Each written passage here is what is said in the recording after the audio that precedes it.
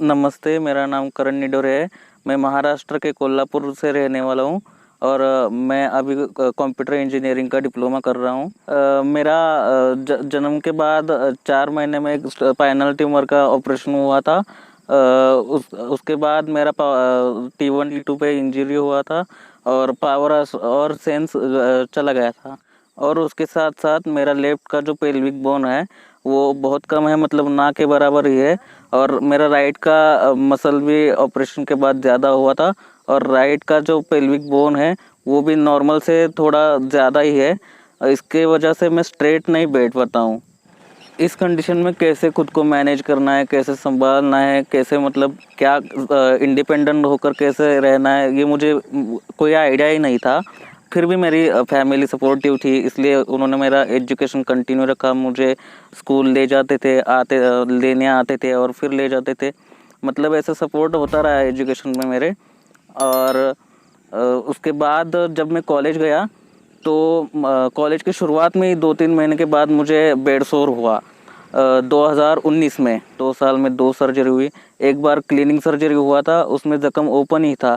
और उसके बाद दूसरे साल प्लास्टिक सर्जरी हुई थी, फिर भी ज़ख्म में कोई बदलाव, मतलब ठीक नहीं हो रहा था ज़ख्म। और इसके वजह से मैं परेशान था। तो फिर ऐसे ही एक व्हाट्सएप ग्रुप में किसी दोस्त ने इमरान सर का ऐड भेजा था और उससे मैं उस दोस्त से बात किया। उसने इमरान सर के बारे में जानकारी दी और उससे मैंने कांटेक्ट लिया। तो जब इमरान सर से मेरी बात हुई तो वो मुझे पहले ऐसे डेली रूटीन को सुधारने के बारे में या फिर डेली रूटीन के बारे में बात कर रहे थे, वो मुझे समझा रहे थे। लेकिन मुझे वो ट्रीटमेंट चाहिए था जख्म का, वो मैं ढूंढ रहा था। तो मुझे उनकी बातें कुछ पहले समझ नहीं आई, इसलिए मैंने ज़्यादा कुछ बोला नहीं। मैंने कांटेक्ट फिर 6 महीने के लिए किया ही नहीं। और जब मैंने इमरान सर से फिर से कांटेक्ट किया तब मैंने कुशन के बारे में पूछा था।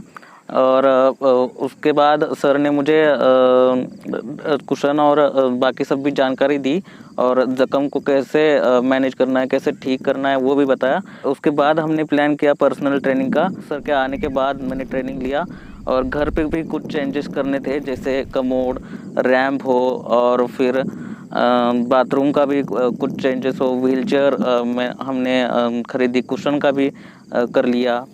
ये सब हमने चेंज किया और चेंजेस करने के बाद मुझे महसूस हुआ कि लाइफ अभी बहुत इजी हो गई है। और पहले मैं अगर कहीं जगह पे घूमने जाता था फैमिली के साथ ही जाता था, बिना फैमिली के सपोर्ट के तो पॉसिबल बिल्कुल भी नहीं हो पाता था।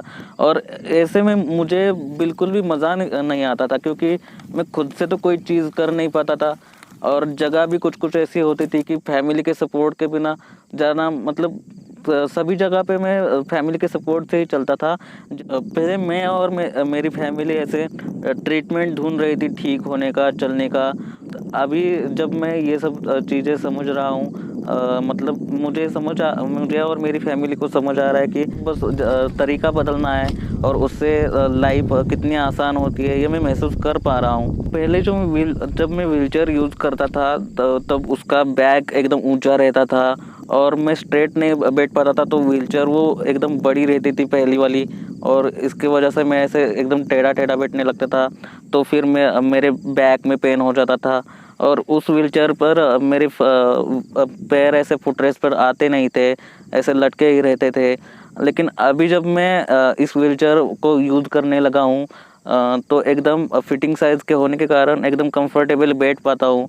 कोई भी ऐसे बैक पेन या फिर बाकी ऐसे कमर में कोई पेन नहीं होता और फुट रेस्ट पर पैर भी ठीक से आ जाते हैं। ये व्हीलचेयर मेरे पूरे कंट्रोल में रहती है और मैं आसानी से कहीं भी जा सकता हूँ, जैसे रैंप हो, नाले हो, बेड शिफ्टिंग है, कार शिफ्टिंग है या फिर कमोड शिफ्टिंग है, मैं एकदम इजीली कर पाता हूँ। अब मैं महसूस कर पा रहा हूँ कि व्हीलचेयर पर जीना कोई मुश्किल नहीं है। इस पर बहुत अच्छी ज़िंदगी जी जा सकती है। Thank you.